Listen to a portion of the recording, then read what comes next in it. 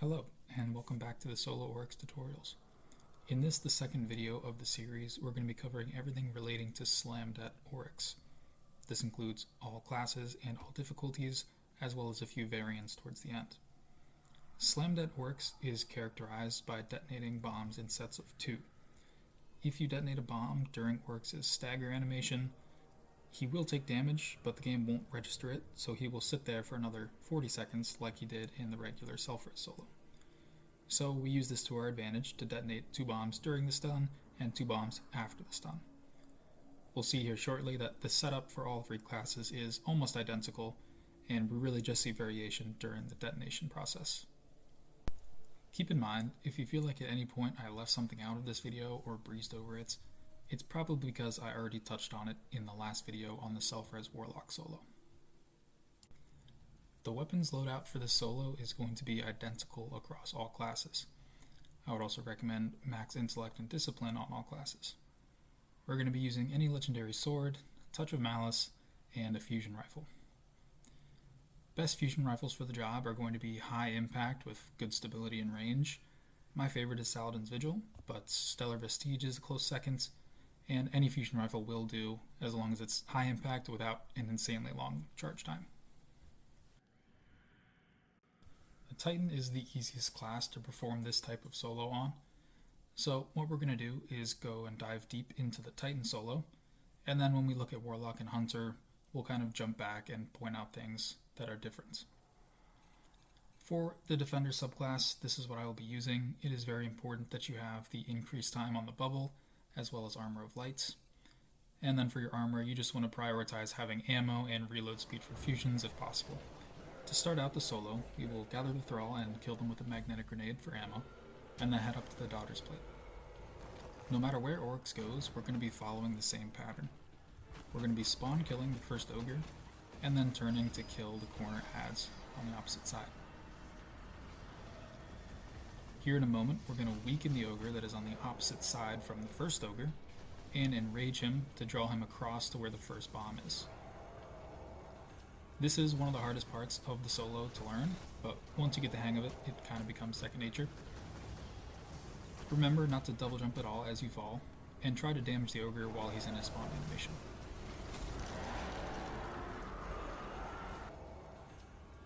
The trickiest part to this is just remembering not to be too far away from the ogre. If you're ever too far or too close to the ogre, he will either back away or slam, respectively. So I like to try to keep him inside the middle circle of my radar if possible. In the previous clip, Oryx went to the front left of the room. When we have to kill the first ogre and bait the fourth ogre, we have a lot less time to deal with adds and weakening the ogres. But in this clip, when we see Oryx goes to the front right, we have much more time to kill the first ogre and then bait the second ogre. So there's much less rush, you can really take your time to kill the adds. When dealing with Centurions, I like to use the last bullet of touch and wait until they start their animation to spawn the darts. You'll see in this clip, I accidentally double jump before the ogre is raged, which makes him take a few extra seconds, so don't make that mistake. Once the bombs have been planted, we're now going to move on to detonating the front 2 bombs. Place your armor bubble before the slam, and then sword swipe into the bubble about 2 seconds after the slam. Throw a grenade at the vessel if you have one, and then stun Oryx using the final round of touch. After the stun, quickly step into the bubble and block the bombs. The reason we throw a grenade at vessel during the detonation is because he will either dive roll or put up a shield, which just buys us a few seconds of being shot at. Ideally, we want the messages for the bombs in chat to show up around the same time as Oryx's message that he's trying to kill us. If you find that the message is showing up too early, then just time your bombs a little bit later. After these 2 have been detonated, we'll go straight to the back, and the back 2 ogres should be dead from the first 2 detonations. Stand in the overlap, and then run back to the front, and shoot Oryx before jumping into the bubble to block the other 2 bombs.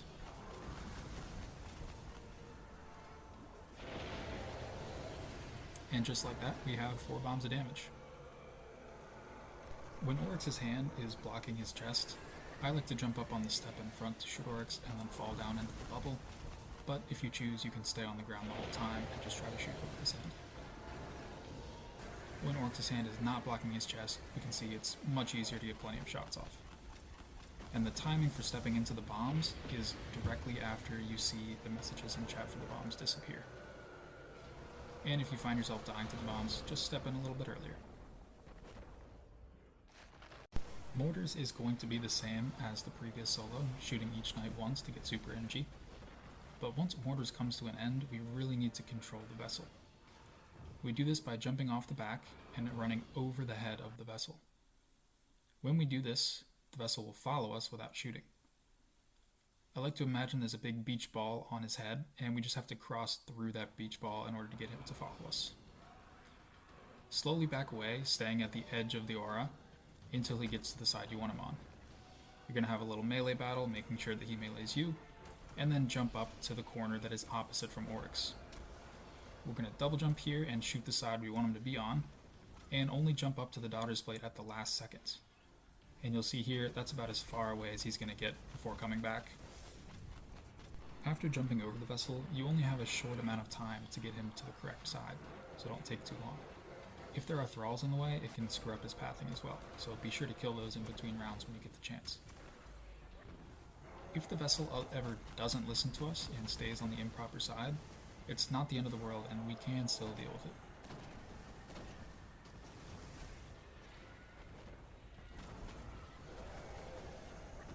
If the vessel beelines towards the first bomb, then we are kind of out of luck. But in many cases, he will just kind of hang out in the middle of the map like he is here. If this happens, we continue on with the round like normal.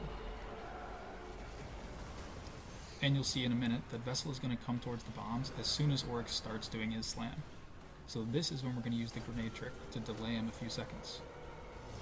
This should give us enough time to get into the bombs and beat him before he can take them.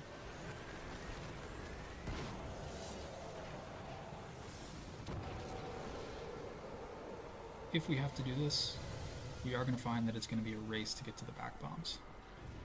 And once and again, you can use your grenade trick to stall him a couple of seconds. Occasionally, the vessel will immune one or both of the back ogres, and if you use the enrage mechanic, you can overlap them sometimes.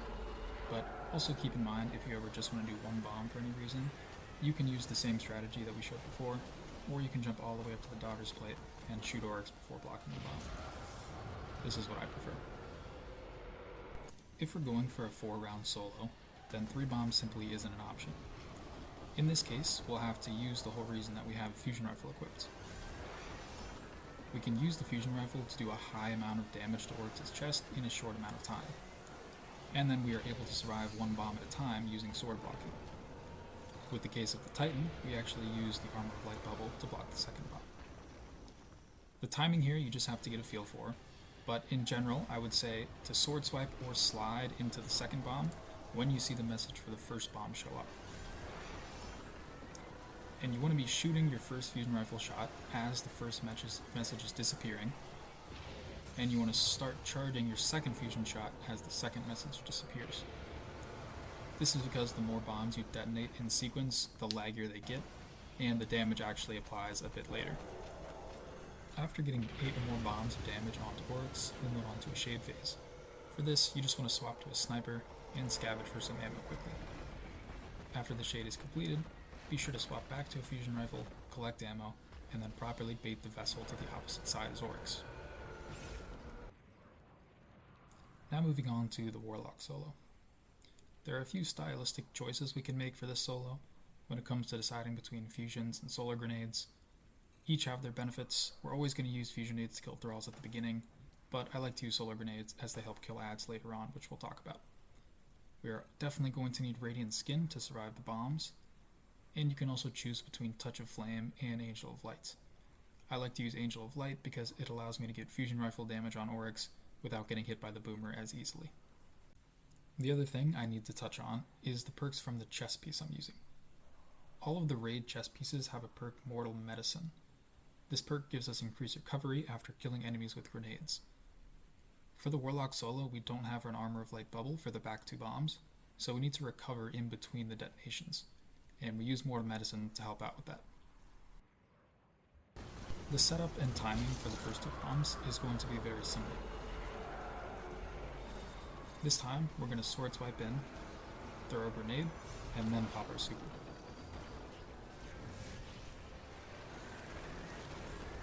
While you're detonating, you can kind of move back behind the pillar after the message has shown up. After we sword block the bombs, we'll head to the back and step into the furthest bomb from middle. While we're in this bomb, we want to throw grenades to either both corners or to a single corner. The same timing from this Titan fusion strategy applies here, except we can use Angel of Light to avoid getting hit. And you can see with that extra recovery from Warlock Medicine, it's not an issue to get all of our health back in time. If you're able to get a flame shield, either on the ogres themselves while killing them, or on thralls that creep up, then you won't have any issues with your health. Another thing worth mentioning is that Oryx's hitbox is actually behind his chest rather than on the front of his chest. This means when we shoot Oryx from a significant angle, we want to be shooting further towards the middle than we think. You can see in this clip, when we're shooting from the middle, we cut a hard angle, but when we're shooting from right in front of him, we just shoot dead on and we don't have any issues hitting all of our fusion bolts. Baiting the vessel with the Warlock is effectively the exact same as with the Titan. We've now arrived at the classic 4-round Hunter solo. For this solo, it is imperative that we have Mortal Medicine equipped, because we don't have any flame shields to survive 2 bombs in a row. This is what I run for the subclass. I like using scatter grenades to get Mortal Medicine procs, but I use incendiary nades at the very beginning. You also want to prioritize having maximum recovery here. The hardest part for this solo is getting down all of the timings. So we need to sword swipe into the first bomb about halfway through the laugh, and then get into the second bomb after the first bomb has shown up. We start charging our fusion rifle as soon as we see Oryx's chest start to open, turn and block the first bomb, immediately pop super, stun Oryx with Celestial Nighthawk, and then block the second bomb. Moving to the back 2 bombs, we want to throw a grenade to the corner adds while we're standing in the first bomb, and use the same timing as the Titan solo to get into the second bomb. Whenever possible, jump or double jump to avoid getting hit by the vessel of Oryx, and just hope that your Mortal Medicine is enough to heal you. You can be in the red for the second bomb. When controlling the vessel on Hunter, we're going to use the same general strategy as the other 2 classes, except this time we have the added bonus of throwing knives. When the vessel is hit with an incendiary throwing knife, he'll chase after you but keep shooting for a few seconds. I like to use this just to extend his range at the end of pulling him to the correct side. Your timing for this is going to depend on what fusion rifle you're using. Personally, I like to time it so that the first bomb shows up a few moments after the slam. This means I don't have to pre-fire Oryx's chest, and I can just wait until it starts to open to hit my shots. I also try to get Mortal Medicine off the corner adds if possible, but you really don't need it for these first 2 bombs, so don't die for it. One of the common strategies for killing Oryx on Hunter is going for 6 rounds instead of 4. When we're doing a 6-round solo, we still detonate the first 2 bombs in the same manner, but then when we get to the backside, we only need to detonate 1 of the bombs. And we use the strategy shown earlier of jumping up to the Daughter's Plate and shooting Oryx with Touch of Malice to accomplish this. If you've successfully gotten 3 bombs for 5 rounds in a row, you'll now have 15 bombs going into the 6th round. Assuming this round is enraged, you're going to swap to a shotgun and a trip mine. Then you're going to go wait for the first ogre to spawn. Throw a trip mine down, and spawn kill the ogre using the shotgun, and make sure that you're standing inside the bomb as soon as it spawns. Pop super, and wait to stun Oryx until the last moment. After the bomb is detonated, you'll just wait to block it. This should be the 16th bomb of damage if you're doing a 6-round Hunter solo, so you can move on to Final Stand. Whenever you're doing these enraged rounds on Hunter, make sure you farm super during shade or between rounds. The ogre only gives so much super energy and you need it for the stun. If the timing on those first 2 bombs seems a little too rough, we can also go for a 10-round Hunter solo. For this solo, we're always going to kill the first ogre, and then we're going to weaken the rest of the ogres below half health. Be sure to kill the adds that spawn from the first ogre's death.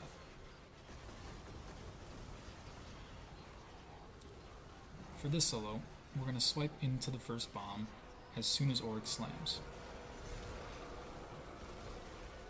After we see the message show up, we can run to cover and pop super. Stun Oryx and then block the bomb. Now run to the opposite side to make sure you're on the opposite side as Vessel, and use the same strategy we showed before to detonate 1 bomb.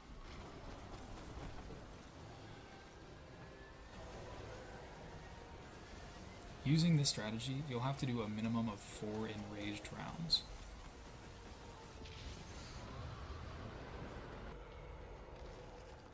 When we make the jump up to hard mode, the solo changes mechanically in a couple different ways. Most importantly, we now have to deal with the knights. 3 headshots with the final round of touch from a distance is enough to kill them. The other main difficulty change is that the bombs now do more damage.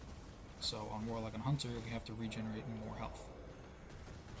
And lastly, because you need more damage to keep Oryx's chest open, all of the timings become much tighter.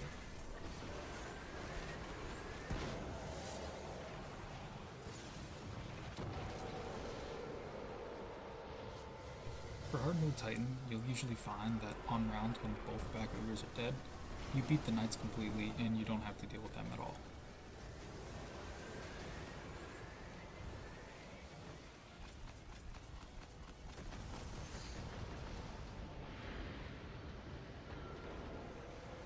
In cases where you manually need to kill one of the back ogres, you'll have to juggle killing the ogres, lining up the bombs, and delaying or killing the knights.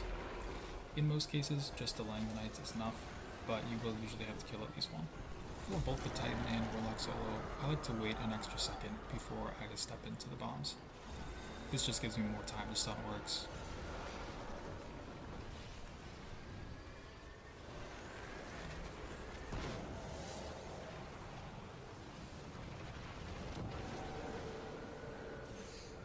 For hard mode Warlock, we really want to make use of the flame shield that we have available to us. But getting mortal medicine is still important. Usually, I like to get a flame shield by stunning the knight and then quickly meleeing him and running away so I don't get hit.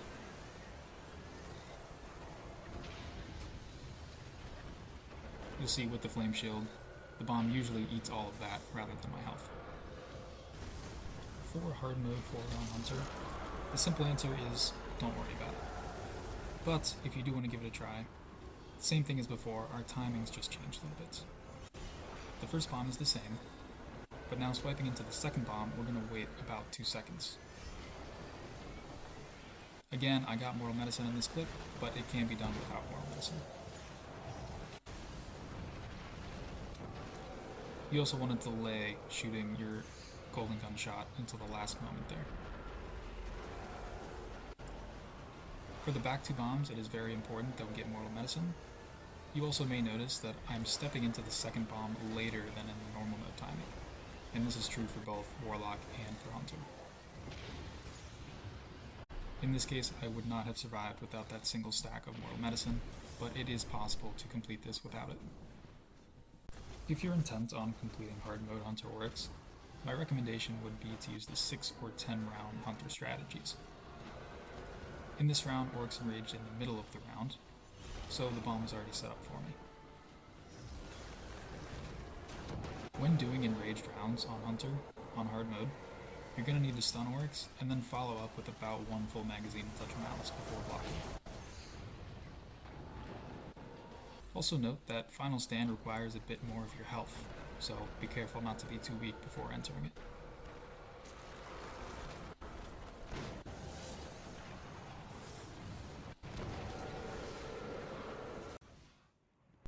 A 10-minute kill and using a shotgun to stagger Oryx are 2 fun variants that we can pull off using the Slam-Det method.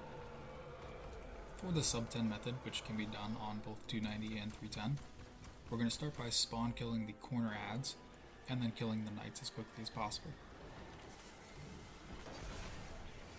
Also note this solo can be done on any class, I just prefer to do it on Titan.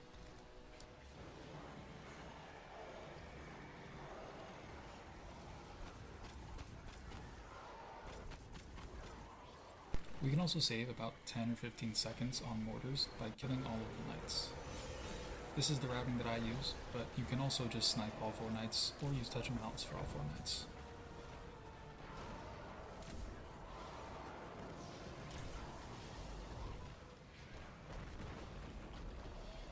The last place we can save time, other than just getting lucky with ogre deaths, is the Shade of Oryx. Shade lasts for about 60 seconds. If we can kill the Shade in under 30 seconds, that should be enough. Whatever the case may be, you want to make sure to try and kill Shade before he slams. Even if you don't, it is still possible to get sub 10, but it does waste a lot of time.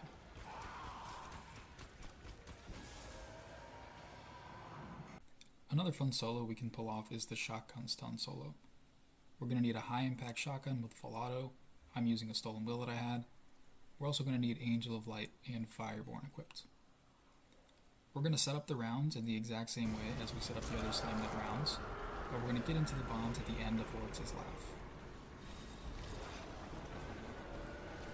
We'll jump up to the step, and then towards the left side of Oryx's chest, and aim to proc Angel of Light.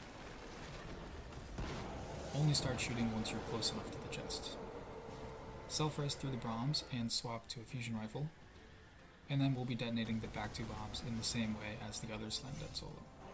In order to survive Final Stand, we'll need to only detonate 1 bomb on the last round. That way we can save our super for Final Stand. So the damage pattern for the round is going to look something like this. Coming into the last round, we'll need to make sure we farm enough super during the Shade so that we have super ready for the stun. After you leave Shade, be sure to bait Vessel to the correct side.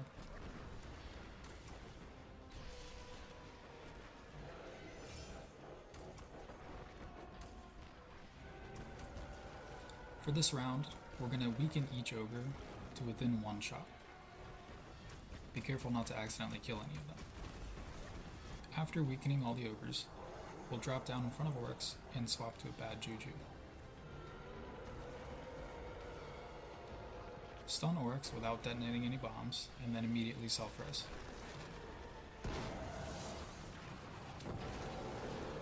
We're going to swap onto and then back off of a different subclass to cancel out the super, and then kill all 4 ogres quickly.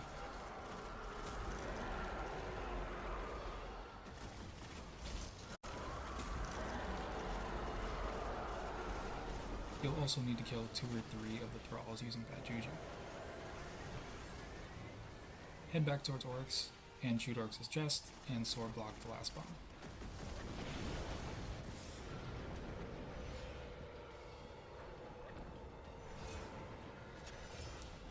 In this clip, I get an early chest, but you absolutely do not need that.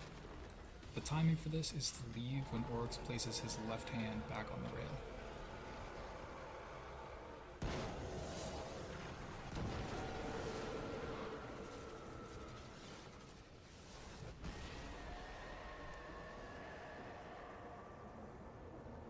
And with that, Slam-Det Oryx is complete. Now, this solo is a little bit harder to learn just because of the variability of the vessel and the different timings that you really have to get down well, but after it is down, I think this solo is easier and more fun than the self-res solo. So if you have any questions on it, feel free to ask around, I'd be happy to help. In the last video that we're going to make, it is going to be Challenge Mode Oryx, which is my favorite, so stay tuned for that.